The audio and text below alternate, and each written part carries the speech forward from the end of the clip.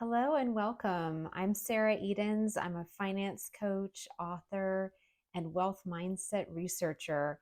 I'm here to help you unlock your inner millionaire by developing a wealth mindset and laying a solid financial foundation for yourself.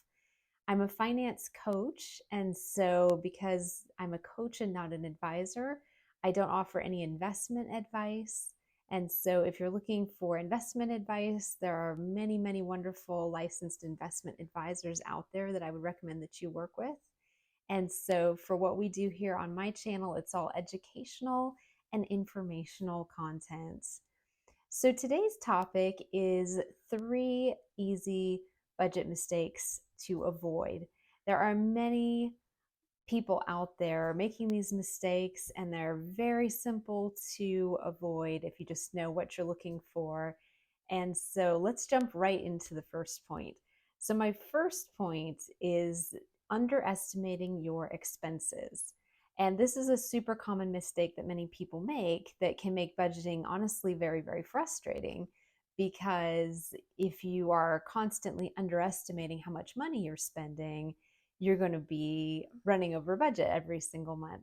And so then you're going to probably get frustrated with budgeting and just decide it's not for you and don't worry about it. Well, the issue with this is that our budgets are our GPS that gets us where we want to go. It's much easier to get where you want to go if you plug your destination into Google Maps on your phone versus just sort of, you know where you want to get to, but you're just going to figure it out as you go along, or stop and ask directions from someone, or just take the roads and see where they lead. That's not necessarily going to get you where you want to go at all. Or even if you have a great internal sense of direction, it might not get you there as efficiently as using a GPS. So that's what your budget does for your finances, is your GPS.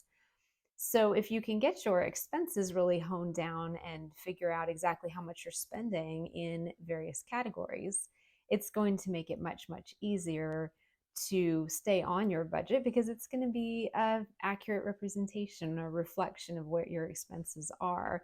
So you want to go through and really look at, how much it's costing you for housing, for transportation, for groceries, perhaps for childcare, taking care of your pets, all these different categories that go into our budgets. And you want to really look through that and figure out exactly what that all is. Figure out also what your income is, because perhaps you've got money coming in from your job, your partner's job, and then maybe you've got a side gig and they've got a side hustle and so forth. So maybe you have multiple different income streams for your family.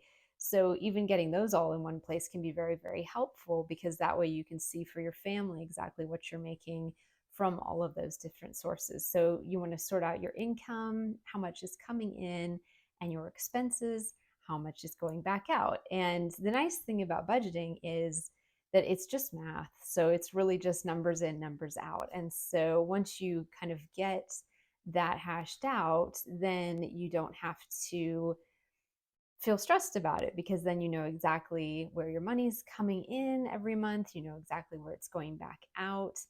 And that is really the biggest mistake, I think, or one of the biggest mistakes that many people make, is just that they don't have a great estimate for how much is going on with either the money coming in, the money going out. And so if you know exactly where you are with the math and the numbers, you don't have to feel frustrated or stressed anymore, because it's just all there. And you can do this in many different ways. There are budgeting apps you can use.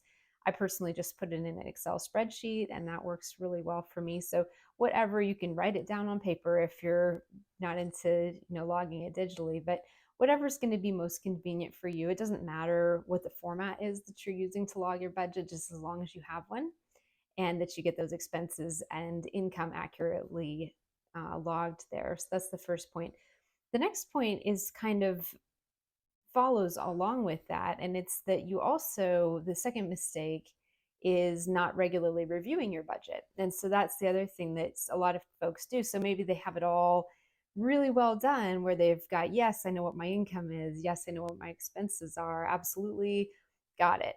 Well, then they go 3, 4 years and they're still using the budget from 3, 4 years ago.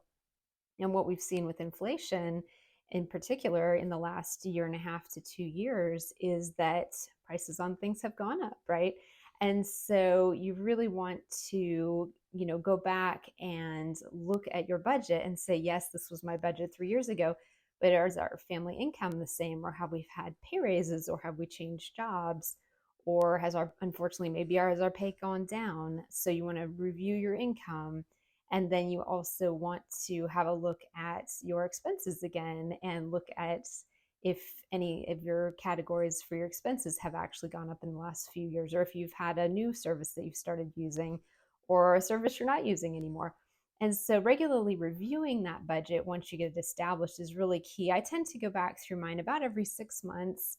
And that's what I recommend that you do as well, is go back over your budget every 6 months or so and just have a look and see if there's any tweaks you need to make, so that way you're not using a budget from maybe 3-4 years ago and wondering why it's not playing ball with your current day-to-day expenses and income, and maybe you're frustrated and stressed because maybe you're constantly running over budget. And the fact is that might have worked a couple years ago, but inflation is changing the picture for all of us at the moment with how far our money goes, because our incomes, if you're like myself at least, your income probably hasn't gone up as much as all your bills. And so, or cost of food, for example, or cost of transportation.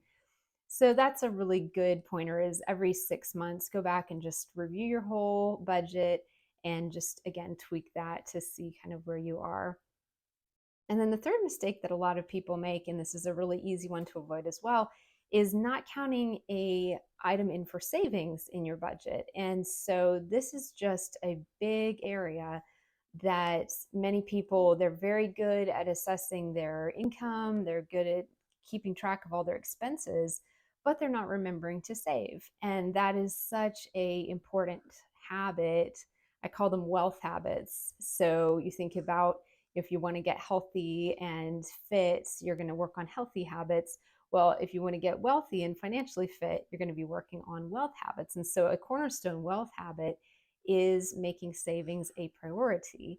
And so you really want to make sure that in your budget, that while you've got everything accurately recorded, you've got that maybe 6 month or so review going on of your expenses, that the third thing you make sure you do is make sure that you're saving. And it can be a little bit each month. It doesn't have to be, a huge amount. Just make sure that for whatever you're able to, make sure that you are prioritizing putting that money into your savings account, because that's really, really critical in terms of being able to not only build up an emergency fund if something happens to your income or your ability to earn or so forth, or you have a big unexpected expense, but also you want to make sure that you've got money that you're saving for your retirement and so forth. And so that is a really important piece that's easy to miss, I think, because a lot of times people will just get focused on, oh, budgeting is just tracking where my money's going, like what am I spending it on? And so, what I learned how to do a couple of years ago, actually, and this has worked really well for me, is think about saving as spending, but you're just spending on your future needs, right? So you're not going to spend it today and go out and buy something, but you're going to put it in that savings account, and then you're going to eventually down the road one day you're going to spend that money. So that way it's you just think about it as like, oh, I spent it in my savings account. And so that was kind of a really good way to kind of think about it. You can also think about it as a bill. If you want to think about it just the same way you think about paying your mortgage or paying your insurance, whatever, those type of bills, then think about paying your savings bill and just go ahead and put it away. And a really good trick that I learned recently as well is that you can also actually have, maybe you have one bank that you use for most of your checking and savings accounts. If you really want to be kind of putting that savings away where you're not going to spend it because you want to go buy something for Christmas or birthdays and you're like, oh, there's that money in the savings account. That's not what this is for. We're talking longer term savings. And so a really good trick that you can use, kind of for myself, in personally, I've had this experience where if money is out of sight, it's kind of out of mind.